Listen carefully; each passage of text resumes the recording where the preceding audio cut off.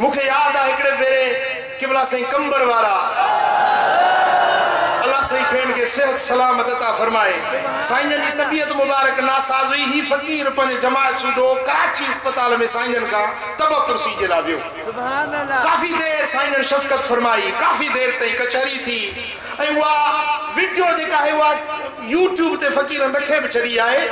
किबला साईं जन जो भाकुर पाए हिन असा शफकत कई आ ऐ सदन शफकत अजु तई बाहे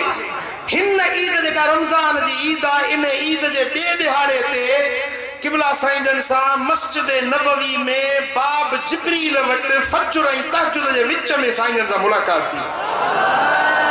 ऐ साईं जन जा जेके वेझा रफीक आहिनि उन्हनि खे ता कसम ॾियारे पुछी सघो था ऐं हिन स्टेज ते मां भी हिकड़ी कसम सां ॻाल्हि थो कयां जेॾी महिल मां किबला साईं जन सां मिलुसि पाण मुंहिंजी पेशानी ते चुमी ॾिनो पाण मुंहिंजी पेशानी ते चुमी ॾिनो ऐं मूं अर्ज़ कयो दुआ जे लाइ पाण फरमायो तव्हां बि मुंहिंजे हक़ में दुआ घुर्जो मां तव्हांजे हक़ में दुआ घुरां सो मूं अर्ज़ पे कयो त साईं जन जी तबीयत मुबारक नासाजी कराची हॉस्पिटल में सो हिकड़े माण्हू अचे साईं जन खे अर्ज़ कयो साईं ॾाढो कर्ज़ी आहियां मूंखे को दुआ ॾिसियो पोइ हज़रत साईं जन इहा दुआ जेका हींअर मां तव्हांखे पढ़ी ॿुधाई फरमायो त हीअ दुआ तूं वञी यादि कर ऐं पढ़ तुंहिंजा कर्ज़ बि लही वेंदा रिस्क में बरकत पइजी वेंदई पोइ वरी ओॾी महिल चयोसीं मूंखे यादि कोन पोइ साईं जन मूंखे फरमायो त तव्हां हिनखे लिखी ॾियो ओॾी महिल मूं हिनखे लिखी ॾिनी उहो माण्हू साईं जन जो मुरीद हुयो खणी वियो पोइ ख़ुदा ॼाणे अलाह कंदो त हुनखे फ़ाइदो ई थियो हूंदो छो त अलाह जे वलीअ जे हथ में मिली ख़ुदा जे वलीअनि वटि जेका शइ मिलंदी आहे उन में फैज़ ई फैज़ रहमत बरकत हूंदी आहे पर मिलंदी उन खे जंहिंजो अक़ीदो सुठो हूंदो अक़ीदो सुठो न हुजे न अल्लाह वारनि में जंहिंजो अक़ीदो ख़राब आहे त पोइ मुंहिंजा दोस्त भली गोॾो गोॾे में मिलायूं वेठो हुजे फ़ाइदो न थींदुसि वलीअनि में अल्लाह वारनि में अक़ीदो सुठो रखो मुरीद जंहिंजा बि हुजो पर ॿिए बुज़ुर्ग खे बि ईअं ॾिसो जीअं पंहिंजे पीर जी इज़त कंदा आहियो खबरदार खबरदार मां पंहिंजे मुरीदनि खे मां ॾिसां थो अल्हम्दुलिल्लाह काफ़ी जमात मूंखे नज़र अचे थी साईं चादरुनि वारा मां पंहिंजे फ़क़ीरनि खे इहा गुज़ारिश कई आहे ऐं कयां थो त कंहिं बि वलीअ जे बारे में कंहिं बि अल्लाह वारे जे बारे में तव्हां पंहिंजे ज़बान में गुथो लफ़्ज़ न ॻाल्हाईंदा कयो कंहिं बि अल्लाह वारे जे शान में नाशाइस्ता लफ़्ज़ न ॻाल्हाईंदा कयो पर ॿिए कंहिं बुज़ुर्ग जी बि ईअं इज़त कयो जीअं पंहिंजे पीर जी इज़त कंदा आहियो जेकॾहिं तव्हां ॿिए बुज़ुर्ग जी इज़त न कई त तव्हां ॼण मुंहिंजी इज़त न कई ॿियो मुंहिंजो अर्ज़ु आहे त जेकॾहिं को मुंहिंजे ख़िलाफ़ कुझु ॻाल्हाए थो मूं हेॾे इज्तिमा में ऐलान थो कयां मूं हुनखे बख़्शे छॾियो माफ़ करे छॾियो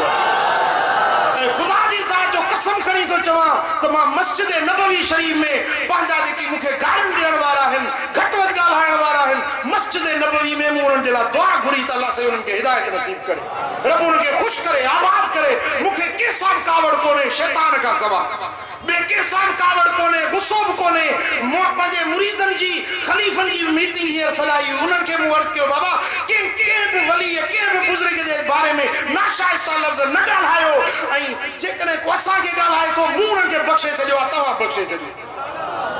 हज़रत इमाम आज़म अबू हनीफ़ा साईं रज़ी अल्लाह तआला अन्हु जंहिंजा असां पैरोकार आहियूं हज़रत इमाम आज़म अबू हनीफ़ा रज़ी अल्लाह तआला अन्हु वारदा खे हिकिड़े माण्हू लपाट हईं छा कई लपाट हईं हज़रत इमाम आज़म साईं खे बेगुनाह लपाट हईं पाण फरमायूं त बा तो मूंखे बेगुनाह लपाट हईं आहे जेकॾहिं मां तोखे इन जे बारे बदिले में लपाट हणां त तूं मूंखां ॾाढो न आहीं जे लपाट हणां न मूंखां ॾाढो न आहीं लपाट हिकिड़ी जे पारो 10 हणी सघां थो पर मूं तोखे बख़्शो मां तोखे लपाट कोन हणंदुसि पर जेकॾहिं हे मुंहिंजा मुरीद वेठा आहिनि मुरीद तो पंहिंजे मुर्शिद जे लाइ सिर्फ़ कुर्बान कंदो आहे न मुरीद पंहिंजे मुर्शिद जे नामूस जे लाइ सिर्फ़ कुर्बान कंदो आहे जेकॾहिं हिननि मुरीदनि खे हिन शागिर्दनि खे चवां इन्हनि को तोखे सज़ा ॾियारियां त बि ॾियारे सघां थो जे हिकिड़ी लपाट हणणी त उथी बि कोन सघी पर मूं इते बि तोखे माफ़ कयो ऐं कूफे जो जेको हींअर हाकिम आहे न कोतवाल उहो मुंहिंजो मोतक़िद आहे जे उन खे चवां त हिन मूंखे बेगुनाह लपाट हई आहे उते तोखे सज़ा ॾियारियां त बि ॾियारे सघां पर मूं तोखे उते बि माफ़ कयो खणी अर्ज कया मुझा मौला ए मुझा रब करीम हिन मुखे बेगुनाह लपाट हईया बेकसूर मुखे लपाट हईया मुझा मौला हिन के हिते सजा दे मुखे यकीन मु सारी जिंदगी पंजे पेशानी पंजे रब दे हुजूर में सजदन में गुजारिया मुखे यकीन आ त मुझो रब मुझी दुआ रद न कंदो हीयर जो हीयर तो के सजा मिली सके थी पर मु तो के बख्शे छे पर जे करे क़यामत जो दिहाड़ो थींदो न जने अल्लाह ताला जालिमन का मजलूमन के बदला वठी दींदो उन्हें दिहाड़े मां जे चवा मुझा मौला हिन मु अबू हनीफे के बेगुनाह लपाटई तो उते भी मां तो को बदलो वठी सकंदुस पर मुझो वायदो आ मु तो के उते भी बख्शे पर हाने बुझ ओ मुके लपाट हण वाला हाने बुझ जे कदे क़यामत जे दिहाड़े में रब करीम मु अबू हनीफे के फरमायो त अबू हनीफा वन जन्नत दे तो मां चंदस मुझा मौला मां ही कोन विंदुस ओ हिन जे मुखे लपाट हई हुई इने के कदा त पान सा गड जन्नत ले वठी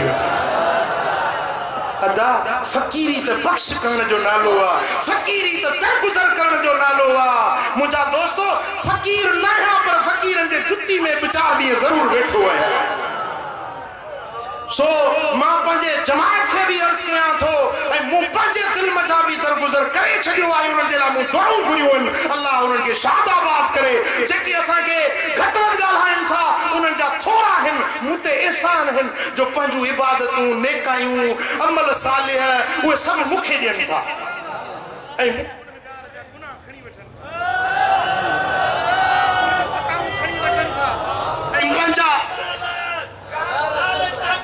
अक्षारिया दम दस्तगीर अजन मोहतरम महबूबन जो तरीको इहो आ मुझे सोने हबीब बात इया सिखारिया तो दरगुजर कयो माफ कयो इंतकाम न वठो बदला न वठो पर अल्लाह ताला जल्ल शानु उन मानू जी इज्जत के वधाईंदो रिस्क के वधाईंदो जेको दुनिया में मानू के माफ करण वारो हुंदो